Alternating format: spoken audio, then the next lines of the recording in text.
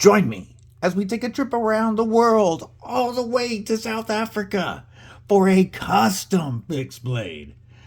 From legendary South African custom knife maker DB Els, we are going to look at his SD.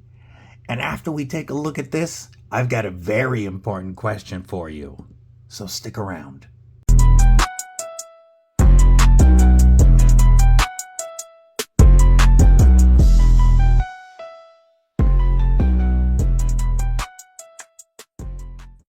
What it do, Kripple Krew?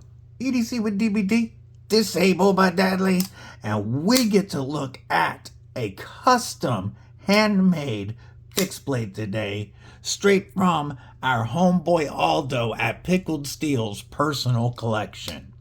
And like I said, at the end of this, I'm gonna have a very important question for you. Before we get into the knife, stab that like button like you mean it. Make sure that you have /subscribe and that you have bashed that bell for notifications so that you don't miss anything. Let's talk about the DB Els SD. This is a pattern that DB Els makes that is a what would be considered a personal carryover there. This is about the size that folks like to carry on the daily. And this is called SD because it stands for skinning and deboning. Very focus-driven knife.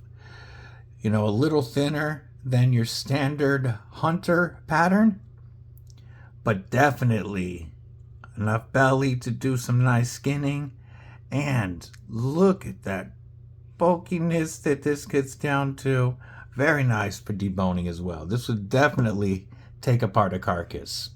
What you're looking at is 8 1/4 inches overall length with a 4 1/4 inch drop point blade of N690. Our 4-inch handles are a mixture of OD green G10, orange G10, and camel thorn wood. And they are pinned. Man, the transition on this feels great.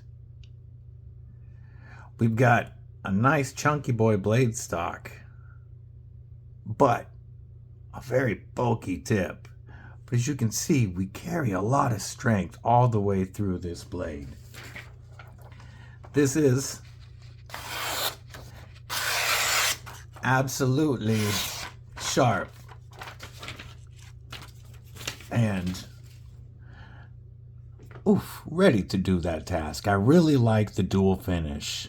You have a hand rubbed satin finish and then this forged texture, forged scale, whatever you want to call it, texture that feels, it feels cool, and it adds a lot of eye appeal to the blade, I think. We have a slight recurve here, slight. Enough to trap some materials there if you were doing some slicing, but not so much that it's going to be any pain in the butt to sharpen.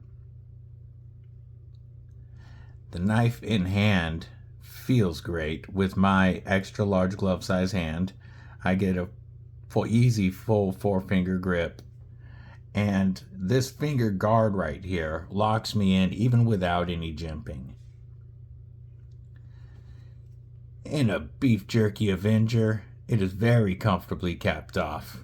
And in a beef jerky Defender grip, once again, I'm very comfortably capped off. And even though we have smooth texture, I don't feel like I would slide up on that blade at all, even if there was a little bit of beef jerky juice. And you know, in South Africa, sometimes you got to defend your beef jerky bag from them critters. I really like the way that he's done the orange G10 liners under the camel thorn and between that and the G10, but it's not under the green G10. Just adds a bit of class to it. We have some nice contoured handles on this, or scales, and like I said, it really does feel good in hand. Full tang build is going to be very strong. Most people in South Africa carry their knives with a leather sheath. There's a little like gnat buzzing. And this is definitely a handmade, hand-stitched, high-quality leather sheath. And it's a very, very supple leather. Very supple. Holds the knife perfectly. And most fixed blades in South Africa are carried exactly like this, hung from the belt. Kydex sheaths and scout carry or appendix carry isn't near as popular over there as it is here. I'm going to give you a couple of size comparisons. First is the Pickled Steel Impala Hunter, a production collab with Jan Vol. Wow. Drew blank there for a second. And the Pickled Steel Jan Vol Hunter, Impala Hunter, is going to be a little bit longer overall length than our DB Els knife. This is one of the best fixed blades under $60 that you can pick up, period. Also in 690. Just a fantastic knife. How about a couple others? Here's a Tenable Tiny Dancer and my custom fixed blade, Lagatha. Lagatha is my preferred EDC size.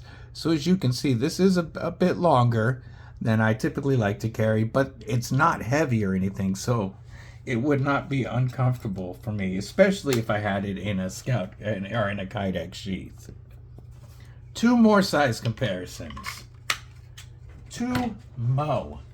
How about the Countycom R4A Ready for Action and the compact Ready for Action Slim? And as you can see, it's much closer, almost the same size exactly in length as the Countycom Ready for Action. That should give you a good idea of the size.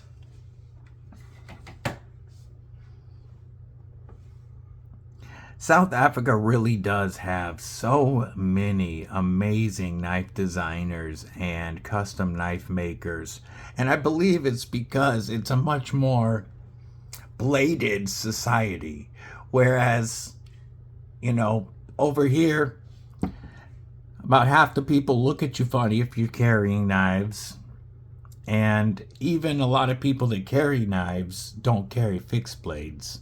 In South Africa, it's the norm. I mean, you're using these all the time, every day, and this would be such a good one to carry on you for different uses. Even more than just the skinning and deboning, I could see this as a good EDC size because of its, you know, nice, slim presence. But here's a question for you. It's not all that easy to get a DB Els custom knife. However, Pickled Steel is considering doing another production collab and running this as one of their production fixed blades. It would still be in 690. I don't know exactly if they would keep the same scale materials like the Impala Hunter. Scale materials and steel is the same as the custom. I don't know because, you know, he's done a lot of these. And so I'm sure there's a bunch with different scale materials. G10 or wood is what I would expect with N690 steel. 8 inches. And my guess is this would be under $70, definitely under $80. So my question for you, Kripple Krew. Should Aldo work with DB Els and bring the SD to his production line? Is this a knife that you would buy and use if it came to the States for that price? Could you see this entering your hunting pack and going out in the field with you, or even being an EDC if you like a little bit of a bigger knife? Let me know below. because that also lets Aldo from Pickled Steel know. I think this is done really well, and with just a couple of tweaks, like a little bit more chamfering here to allow for a little bit more comfortable pinch grip. And you know, this design doesn't really allow for a sharpening choil here, but you know, really about the only thing that I would change if you were going to leave this like this without a sharpening choil is chamfering that front end of those scales. That's about it.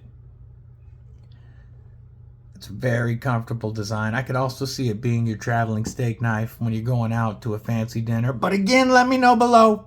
Let Aldo know what you guys think. In the meantime, stay safe, stay frosty, and most importantly, folks, stay deadly.